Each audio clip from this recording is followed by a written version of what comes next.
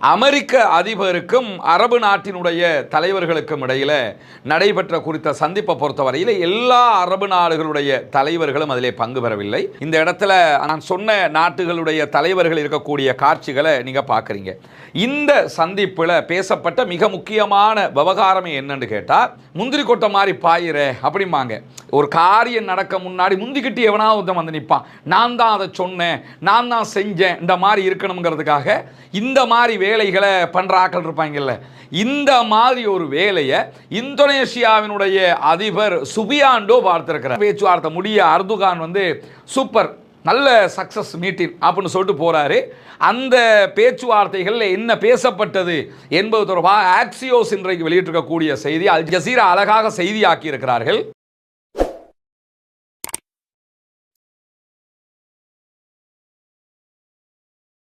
அன்பிற்கினிய சகோதர சகோதரிகளே, நம் அனைவர் மீதும் ஏக இறைவனுடைய அமைதியும் கருணையும் உண்டாகட்டுமாக என்கிற பிரார்த்தனைகளோடு, நமக்கெல்லாம் தெரியும், தொடர்ந்து 2-3 நாட்களாக பாலஸ்தீனம் தொடர்பான பேச்சுக்கள் ஐநாவினுடைய உயர் சபையிலே மிக பெரும் பேசுபொருளாக மாறி இருக்கிறது.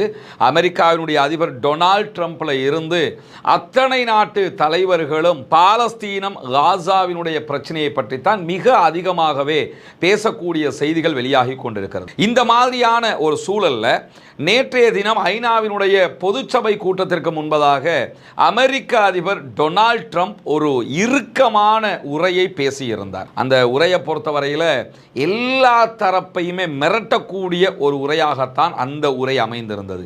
எங்களை விட்ட ஆள் இல்லை, நாங்கள் பணம் தந்தால் தான் ஐநாவே நகரும், எந்த நாட்டை வேணும்னா நாங்கள் எதுவும் பண்ணலான்னு சொல்லி பல விஷயங்களை பேசி நாம் பல யுத்தங்களை எல்லாம் நிறுத்தி இருக்கிறேங்கிற தற்புகழ்ச்சி பேச்சுக்களை எல்லாம் அவரே புகழ்ந்துக்கிட்டு பேசிக்கிட்டு இருந்தார். இந்த பேச்சுக்களுக்கு பிறகு அவர் வெளியிட்ட ஒரு அறிவிப்பில் அரபு நாட்டினுடைய தலைவர்கள் சில பேரை நான் சந்திக்க இருக்கிறேன், மிக முக்கியமான சில விவகாரங்கள் தொடர்பாக என்று அறிவித்திருந்தார். அது காசா தொடர்பான சந்திப்பு தான். அமெரிக்க அதிபருக்கும் அரபு நாட்டினுடைய தலைவர்களுக்கும் இடையில நடைபெற்ற குறித்த சந்திப்பை பொறுத்தவரையில் எல்லா அரபு நாடுகளுடைய தலைவர்களும் அதிலே பங்கு பெறவில்லை. மிக முக்கியமான சில தலைவர்கள் தான் பங்கு கொண்டிருந்தார்கள். குறிப்பாக துருக்கியினுடைய அதிபர் அர்துகான் அவங்க பங்கெடுத்திருந்தார். அதே மாதிரி கத்தருடைய அதிபர் பங்கெடுத்திருந்தார். சவுதி அரேபியாவின் வெளிவிவகார அமைச்சர் பங்கெடுத்திருந்தார். இந்தோனேஷியாவினுடைய அதிபர் சுபியாண்டோ பங்கெடுத்திருந்தார். ஈஜிப்டினுடைய பிரைம் மினிஸ்டர் பங்கெடுத்திருந்தார். அதே போன்று பாகிஸ்தானுடைய பிரைம் மினிஸ்டர் ஷெபாஸ் ஷரீஃப் அவங்க பங்கெடுத்திருந்தாங்க. அதே மாதிரி ஜோர்தானுடைய மன்னர் 2ஆம் அப்துல்லாவும் அதிலே பங்கெடுத்திருந்தார். ஜனாதிபதி ட்ரம்போடு நடைபெற்ற ஒரு முக்கியமான சந்திப்பாக அந்த சந்திப்பு கருதப்பட்டது. அவங்க இருந்து பேசிக் கொண்டிருக்கக்கூடிய காட்சி அடங்கிய அந்த போட்டோவை தான் நீங்க பாக்குறீங்க. இந்த இடத்துல நான் சொன்ன நாட்டுகளுடைய தலைவர்கள் இருக்கக்கூடிய காட்சிகளை நீங்க பாக்குறீங்க.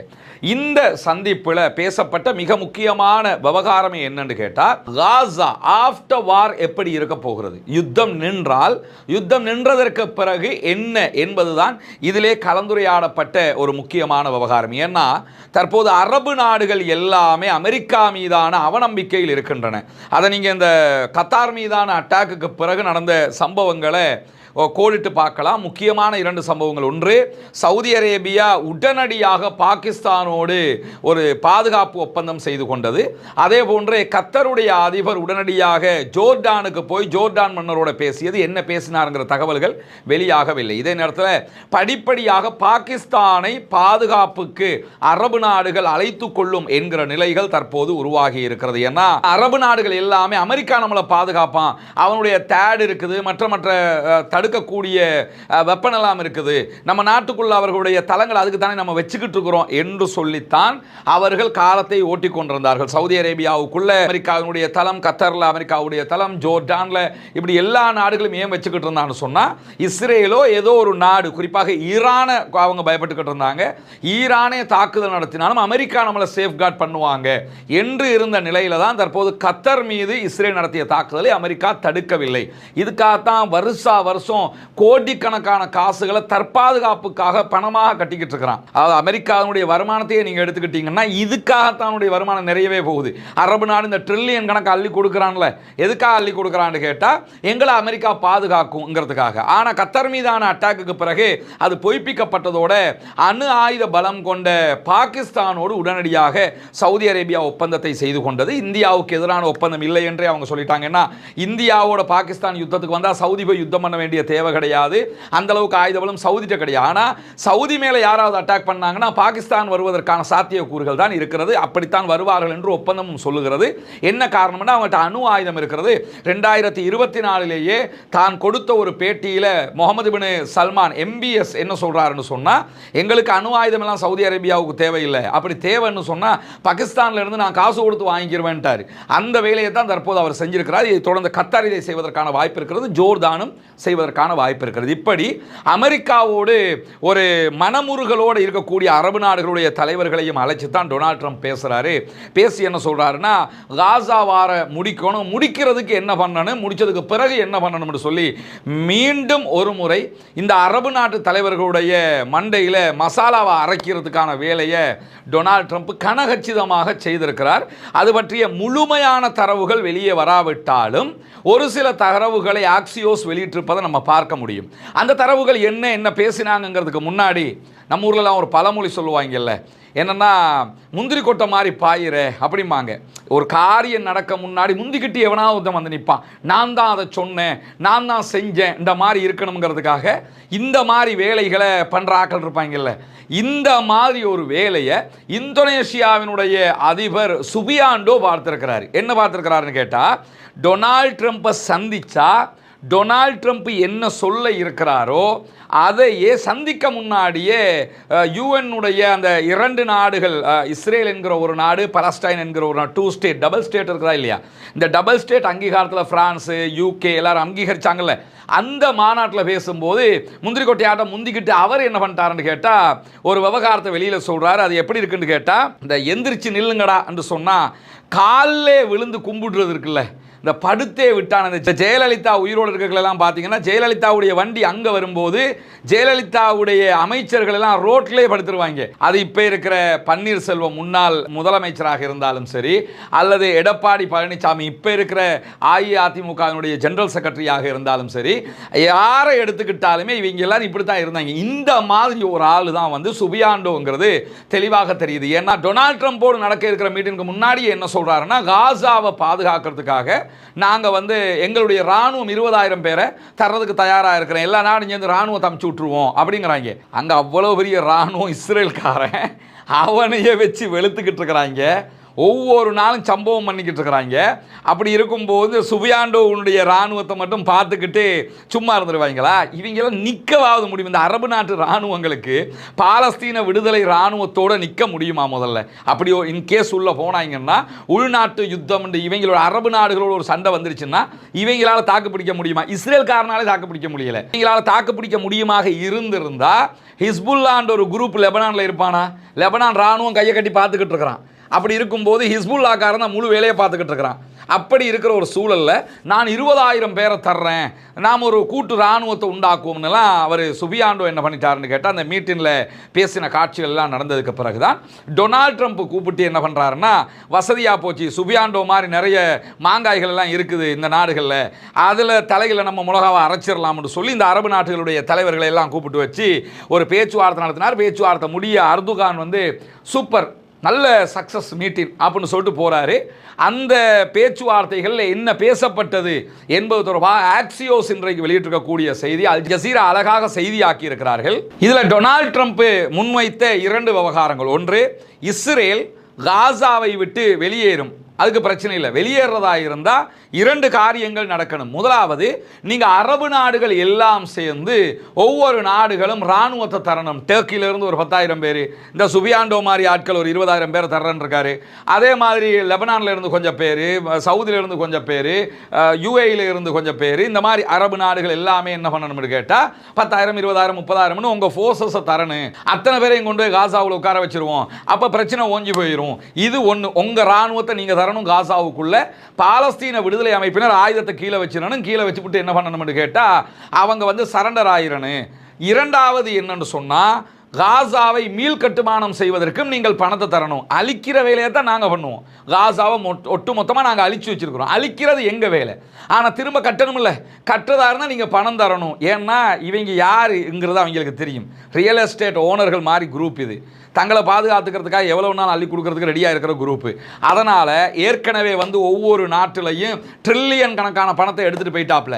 திரும்ப வந்து மிளகா எப்படி அரைக்கிறாப்புலன்னு கேட்டால் நாங்கள் இஸ்ரேலை வெளியேற சொல்லி நான் பேசலாம், அதில் பிரச்சனை இல்லை. அப்படி வெளியேறணுமா இருந்தால் பாலஸ்தீன விடுதலை அமைப்பு ஆயுதத்தை கீழே போட்டணும், சரண்டர் ஆயிரணும். அதே மாதிரி நீங்கள் உங்கள் இராணுவத்தை கொண்டாந்து காசாவுக்குள்ள ஒவ்வொரு நாடும் உங்கள் இராணுவத்தை கொண்டாந்து இறக்கிறணும். அதை தாண்டி நீங்கள் தான் பணம் தரணும் காசாவை திருப்பி மீள் கட்டுமானம் பண்ணுறதுக்கு என்று சொல்லி பேசியிருக்கிறார்.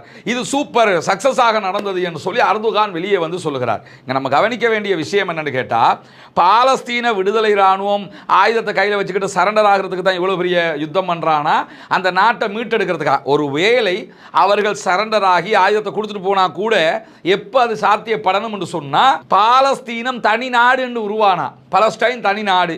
பலஸ்டைனில் நீங்கள் அரபு நாட்டு படைகள் கொஞ்ச நாளைக்கு வந்து நில்லுங்க, பிறகு அரபு நாட்டு படைகள் எல்லாம் சேர்ந்து காசாவில் அந்த நாட்டுக்குரிய ஒரு இராணுவத்தை கட்டமைங்க. இப்போ யார் போராளி குழுக்களாக இருக்கிறார்களோ அவங்க ஆயுதத்தை கீழே போட சொல்லிடுங்க. அப்படி போட்டுட்டாங்கன்னா பலஸ்டைன் என்ற ஒரு நாட்டை சர்வதேச அளவில் செக்யூரிட்டி கவுன்சிலே அங்கீகரிச்சிருவோம். இப்படி ஒரு பேச்சு பேசப்பட்டால் அதற்கு இந்த அரபு நாட்டு தலைவர்கள் ஒப்புக்கொண்டால் அது வேற கதை. ஆனால் எதுக்கு ஒப்புக்கொண்டிருக்கிறாங்க? இப்போ அரபு நாட்டு படைகள் எல்லாம் கொண்டு உள்ளே போடுவோம், நாங்கள் நீங்கள் அழிச்சதையெல்லாம் நாங்கள் கட்டித்தர்றதுக்கு காசையும் தர்றோம், அதே மாதிரி பலஸ்டைன் விடுதலை இராணுவம் ஆயுதத்தை எல்லாம் கீழே போட்டுறணும். இது நடக்குமான்னு பார்த்தீங்கன்னா இது நடப்பதற்கான வாய்ப்புகள் 99% கிடையவே கிடையாது. ஏன் கிடையாதுன்னா, முதல்ல பலஸ்டைன் இராணுவத்தோடு மோதுகிற அளவுக்கு உண்டான தைரியம் இஸ்ரேலிய ஆக்கிரமிப்பு இராணுவத்துக்கே கிடையாதுங்கிறது தற்போது வெளிப்படையாக தெரிந்துவிட்டது. அப்படி இருக்கிற போது அரபு நாட்டுக்காரன் படை தான் போய் சண்டை போட போதா? அவங்க தான் நெஞ்ச நிமித்தி போய் சண்டை போட்டு அதெல்லாம் நுணுக்கமாக உளவு தகவல்கள் எல்லாம் சேகரிக்க போகிறாங்களான்னா அது நடக்க போகிற காரியம் அல்ல. எனவே இந்த சுபியாண்டோ வந்து முந்திக்கிட்டு எதை சொன்னாரோ அதையே தற்போது எல்லோருடைய தலையிலையும் உலகாவாக தேய்ச்சிட்டு போயிருக்கிறாரு அமெரிக்காவினுடைய அதிபர் டொனால்ட் ட்ரம்ப். இதை தாண்டி யுத்தம் எப்போ நிற்கும், பேச்சுவார்த்தை எப்போ ஸ்டார்ட் பண்ண போகிறோம், என்ன ஏது ஒன்றுமே அவர் பேசலை. கமிங் 29th 29ஆம் தேதி ஐநாவினுடைய கூட்டத்தொடருக்கு பிறகு பெஞ்சமின் நத்தன்யாகு இஸ்ரேலிய பிரதமரை அமெரிக்க அதிபர் டொனால்ட் ட்ரம்ப் 4வது தடவையாக தான் பதவியேற்றதற்கு பிறகு மீண்டும் சந்திக்க இருக்கிறார். அதுக்கு முன்னாடி தான் இதை சந்திச்சிருக்கிறாரு. ஆனால் சொல்லும் போது என்ன சொல்லியிருக்கிறார்னா, இப்போ நாங்கள் சொல்கிற இந்த திட்டம் இருக்குல்ல, காசா பாலஸ்தீன விடுதலை அமைப்பு ஆயத்தை கைது வச்சு நீங்கள் ராணுவத்தை கொண்டு போடுங்க, இந்த திட்டம் இதை வந்து நாங்கள் இஸ்ரேல் தந்த திட்டம் இல்லை, நாங்கள் உருவாக்கினது. ஆனால் இஸ்ரேலோட டிஸ்கஸ் பண்ணியிருக்கிறோம் அப்படின்னு இருக்காங்க. அது இஸ்ரேல்காரன் உருவாக்கின திட்டம். எப்படியாவது பலஸ்டைன் ராணுவத்தை ஆயுதத்தை கீழே போட வச்சிடணும், அவங்களோட இனி சண்டை இட முடியாது. அப்படி ஆயுதத்தை கீழே போட்டால் தான் நாங்கள் வந்துட்டோம் பார்த்தீங்களா, நாங்கள் அடித்த அடி தான் ஆயுதத்தை கீழே போட்டுக்கிட்டு சரண்டர் ஆகிட்டான் என்று காட்டணும். இப்போ அவ்வளவு வாங்கி நாட்டி அந்த தோல்வியை மறைப்பதற்காக பல நாடகங்களை ஆடி பார்க்கிறார்கள். அந்த நாடகத்தின் ஒரு கட்டமாகத்தான் இந்த நாடகத்தையும் அவர்கள் அரங்கேற்றி இருக்கிறார்கள் என்பது வெட்ட வெளிச்சமாக தெரிகிறது. 29ஆம் தேதி பெஞ்சமின் நெத்தன்யாகுவை சந்திக்கும் போது என்ன நடக்கிறது, பெஞ்சமின் நெத்தன்யாகு என்ன சொல்ல போகிறார் என்பதையும் பொறுத்திருந்து பார்ப்போம். எது எப்படி போனாலும் ஒன்று மட்டும் நிச்சயமாக நமக்கு கண்ணுக்கு முன்பதாக இந்த நிமிடம் வரைக்கும் தெரிகிறது. பாலஸ்தீன இராணுவம் ஒவ்வொரு நாளும் காசாவில் இருந்து கொண்டு ஒரு சிறிய ஏரியாவில் இருந்து கொண்டு உலகத்தின் நம்பர் 1 இராணுவமாக கருதப்பட்ட இஸ்ரேலிய ஆக்கிரமிப்பு இராணுவத்திற்கு சிம்ம சொப்பனமாக பதிலடிகளை கொடுத்து கொண்டிருக்கிறார்கள். அவர்களுக்கு எதிரான தாக்குதல்களை நடத்தி கொண்டிருக்கிறார்கள். இதுவரை அவர்கள் வெற்றி பெற்றுக் கொண்டே இருக்கிறார்கள். இஸ்ரேல் சொன்னதை போல பாலஸ்தீன விடுதலை அமைப்பை அழிக்க முடியவில்லை, அவர்களுடைய ஆட்சியை கவிழ்க்க முடியவில்லை, காசாவுக்குள்ள அவர்களுடைய பணைய கைதிகளை மீட்டுக் கொண்டு வர முடியவில்லை என்பதெல்லாம் அவர்களுடைய மிக பெரும் தோல்வியை காட்டுகிறது என்பதையும் நாம் புரிந்து கொள்ள முடிகிறது. எனவே இதுதான் அமெரிக்க அதிபர் டொனால்ட் ட்ரம்போடு அரபு நாட்டினுடைய சில முக்கியமான தலைவர்கள் பேசிய தகவல்கள் என்பதை நாம் புரிந்து கொள்வதோடு பாலஸ்தீனம் வெற்றி பெற வேண்டும், பாலஸ்தீனம் சுதந்திரம் அடைய வேண்டும், பாலஸ்தீன மக்களும் நம்மை போன்ற நிம்மதியானவர்களாக மாற வேண்டும், வாழ வேண்டும் என்கிற உயரிய பிரார்த்தனைகளோடு பாலஸ்தீன அப்பாவிகளுக்காக பிரார்த்திக்கிறார். அதே நேரம் இஸ்ரேலிய ஆக்கிரமிப்பு இராணுவத்திற்கு எதிராக தொடர்ந்தும் குணத்து நாசிலாவை ஓதுவதோடு ஜனநாயக ரீதியாகவும் பாலஸ்தீன அப்பாவிகளுக்காக குரல் எழுப்புவோமாக. வாஹர் தஅவானா அல்ஹம்துலில்லாஹி ரப்பில் ஆலமீன்.